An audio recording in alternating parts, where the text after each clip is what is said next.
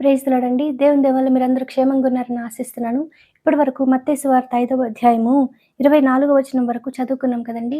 ఇవాళ మిగిలిన కొన్ని వచనాలు చదువుకునే ముందు ఒక చిన్న ప్రేయర్ చేసుకుందామండి. మహాపరిశుద్ధుడు అయిన యేసయ్య నీకే వందనాలు తండ్రి. దేవా ఇంతవరకు మమ్మల్ని సజీవ లెక్కలో పెట్టి యేసయ్య నాయన నిన్ను స్తుతించే అవకాశం ఇచ్చినందుకు నీకే వందనాలు తండ్రి దేవా. ఇప్పుడు మీ గురించి మాట్లాడుకోబోతుండగా ఎక్కడ ఏ తప్పు లేకుండా యేసు నామములో నా నోటికి మీ అగ్ని కంచె కావలుండును గాక ఆమేన్. యేసు నామములో మా అందరికీ నీ వాక్యాన్ని అర్థం చేసుకునే కృప కలుగును గాక ఆమేన్. యేసు నామములో అడుగుచున్నాం తండ్రి ఆమేన్. కదండీ ఇప్పటి వరకు మనము యేసయ్య కొండ మీద చేసిన ప్రసంగంలో కొంత భాగం చదువుకున్నాం కదండీ! ఇవాళ మిగిలిన కొంత భాగం చదువుకుందామండి. మత్తయి సువార్త 5వ అధ్యాయము 25వ వచనము. నీ ప్రతివాదితో నీవును త్రోవలో ఉండగానే త్వరగా వానితో సమాధానపడుము. లేని యెడల ఒకవేళ నీ ప్రతివాది నిన్ను న్యాయాధిపతికి అప్పగించును. న్యాయాధిపతి నిన్ను బంట్రౌతుకు అప్పగించును. అంతట నీవు చెరసాలలో వేయబడుదువు. మనందరికి తెలుసు కదండీ! పాపంలో ఉన్న ఒక వ్యక్తి పాపంలోనే మరణిస్తే అతను తిన్నగా ఎక్కడికి వెళ్తాడండి?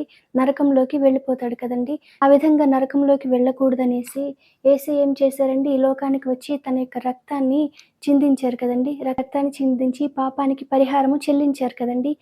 కాబట్టి పాపంలో ఉన్న ఒక వ్యక్తి మరణించిన తర్వాత నరకంలోకి వెళ్ళకూడదంటే ఏం చేయాలండి?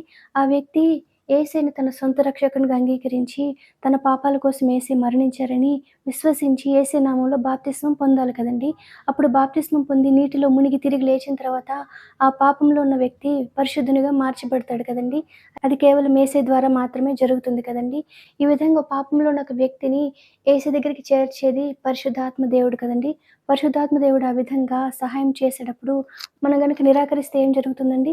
మనము మన పాపంలోనే చనిపోతాం కదండీ! చనిపోయి మనము డైరెక్ట్‌గా నరకానికి వెళ్ళిపోతాం కదండీ!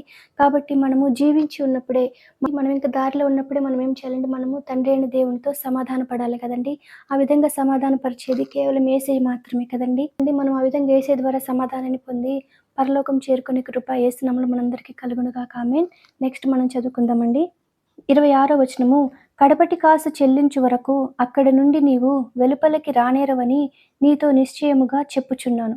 కదండీ! ఇదైతే ఈ లోకరీతిగా మనం ఒకవేళ జైల్లోకి వెళ్తే ఆ విధంగా మనం చెల్లించడానికి వీలు పడుతుంది కదండీ! కానీ మనము ఒకసారి నరకంలోకి వెళ్తే మళ్ళీ బయటపడే అవకాశం ఉండదు కదండీ! ఎందుకంటే అది నిత్య నరకం కదండీ! నెక్స్ట్ ఏముందో చూద్దాము. 27వ వచనము. వ్యభిచారము చేయవద్దని చెప్పబడిన మాట మీరు విన్నారు కదా! నేను మీతో చెప్పునదేమనగా ఒక స్త్రీని మోహపు చూపుతో చూచు ప్రతివాడు అప్పుడే తన హృదయమందు ఆమెతో వ్యభిచారము చేసినవాడగును. ఇది స్త్రీ పురుషులిద్దరికీ కూడా వర్తిస్తుంది కదండీ!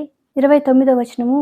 నీ కుడి కన్ను నిన్ను అభ్యంతరపరచిన యెడల దాని పెరికి నీ యొద్ద నుండి పారవేయుము. నీ దేహమంతయు నరకములో పడవేయబడకుండా నీ అవయవములలో ఒకటి నశించుట నీకు ప్రయోజనకరము కదా! నీ కుడి చెయ్యి నిన్ను అభ్యంతరపరచిన యెడల దాని నరికి నీ యొద్ద నుండి పారవేయుము. నీ దేహమంతయు నరకములో పడకుండా నీ అవయవములలో ఒకటి నశించుట నీకు ప్రయోజనకరము కదా! కదండీ! ఇక్కడ యేసయ్య ఏం చెప్తున్నారండి? మీరు పాపం చేయడం కంటే, మీరు పాపం చేయకుండా మిమ్మల్ని మీరు శిక్షించుకోవడము మీకు ఎంతో ప్రయోజనకరమని యేసయ్య ఇక్కడ చెప్తున్నారు కదండీ! మనం మన ఇంట్లో చిన్న చిన్న పిల్లల్ని వారు తప్పు చేసినప్పుడు వారిని డిసిప్లిన్ చేయాలని మనం వారిని కొడతాం కదండీ! వారికి ఎంతో నొప్పి కలుగుతుంది కదండీ! అయినప్పటికీ మనం వారిని శిక్షిస్తాం కదండీ! ఎందుకంటే వారు తప్పు మళ్ళీ చేయకూడదని శిక్షిస్తాం కదండీ! అదేవిధంగా మనం మనల్ని కూడా శిక్షించుకుంటే మనం కూడా ఇంకోసారి తప్పు చేయడానికి భయపడతాం కదండీ! మనం మనల్ని ఆ విధంగా శిక్షించుకొని మరలా తప్పు చేయకుండా ఉంటే మనము దేవుని యొక్క శిక్ష నుండి తప్పించుకునే అవకాశం మనకి లభిస్తుంది కదండీ! ఇంకా యేసయ్య నెక్స్ట్ ఏమంటున్నారో చూద్దామండి. 31వ వచనము. తన భార్యను విడనాడువాడు ఆమెకు పరిత్యాగ పత్రిక ఇయ్యవలెనని చెప్పబడి ఉన్నది కదా!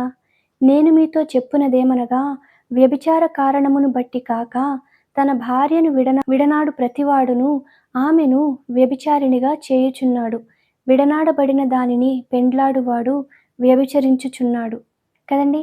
ఇది కూడా స్త్రీ పురుషులిద్దరికీ కూడా వర్తిస్తుంది కదండీ! మనం పై వచనంలో చూస్తే యేసయ్య ఏం చెప్తున్నారండి? 28వ వచనంలో ఒక స్త్రీని లేదా ఒక పురుషుని మోహపు చూపుతో చూచు ప్రతివారు అప్పుడే తమ హృదయమందు వారితో వ్యభిచారము చేసిన వారగును. కాబట్టి మనము మన తలంపుల్ని కూడా ఎంతో జాగ్రత్తగా ఉంచుకోవాలి కదండీ! మనము పరిశుద్ధాత్మ సహాయం ఎల్లప్పుడూ తీసుకోవాలి కదండీ! నెక్స్ట్ ఇంకా యేసయ్య ఏం చెప్తున్నారో మనం చూద్దామండి. 33వ వచనము. మరియు నీవు అప్రమాణము చేయక నీ ప్రమాణములను ప్రభువునకు చెల్లింపవలెనని పూర్వీకులతో చెప్పబడిన మాట మీరు విన్నారు కదా. నేను మీతో చెప్పునదేమనగా, ఎంత మాత్రము ఒట్టు పెట్టుకొనవద్దు. ఆకాశము తోడనవద్దు, అది దేవుని సింహాసనము. భూమి తోడనవద్దు, అది ఆయన పాదపీఠము. యెరూషలేము తోడనవద్దు, అది మహారాజు పట్టణము. నీ తల తోడని ఒట్టు పెట్టుకొనవద్దు. నీవు ఒక వెంట్రుకనైనను తెలుపుగా కానీ నలుపుగా కానీ చేయలేవు. నీ మాట అవునంటే అవును, కాదంటే కాదు అని ఉండవలెను. వీటికి మించినది దుష్టుని నుండి పుట్టునది. కదండీ!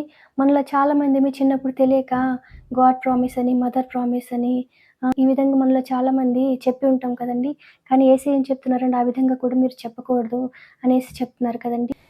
కాబట్టి మనం చిన్న చిన్న విషయాల్లో కూడా ఎంతో జాగ్రత్తగా ఉంటూ పరిశుద్ధాత్మ సహాయం తీసుకొని పరిశుద్ధంగా జీవించే కృప యేసు నామములో మనందరికీ కలుగునుగాక. ఆమేన్. ఇప్పటివరకు చదువుకున్నాము మత్తయి సువార్త 5వ అధ్యాయము 25వ వచనం నుంచి 37వ వచనం వరకు.